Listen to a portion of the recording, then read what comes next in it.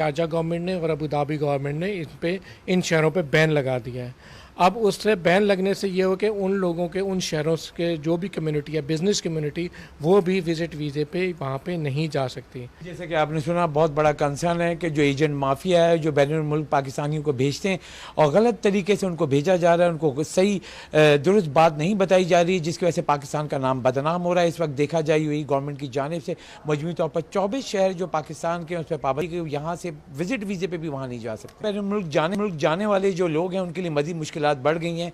UAE government ने मजीद जो है 2 शहर जो पाकिस्तान के उस पर पाबंदी आदि लगा दी कि विजिट वीज़े पे नहीं जा सकते। मजमूई तौर पर कितने शहर हैं जिस पर पाबंदी लगाई गई है और क्या वजूहत हैं जानते हैं। यहाँ जो माहिर हैं, जो बैरून मुल्क मुकीम पाकिस्तानी जो जाते हैं उनको नौकरी के लिए, उनसे आदान प्राचा हमारे साथ मौजूद हैं। क्या सूरत हाल है? जी अशरफ साहब, देखें, यूएई गवर्नमेंट ने पहले हमारे 12 से 13 शहर बैन किए थे, फिर ये 18 शहर हो गए थे, फिर 22 हुए थे। अब ये 24 शहरों के जितने भी लोग हैं वो बाहर विजिट वीज़े के ऊपर यूएई नहीं जा सकते हैं।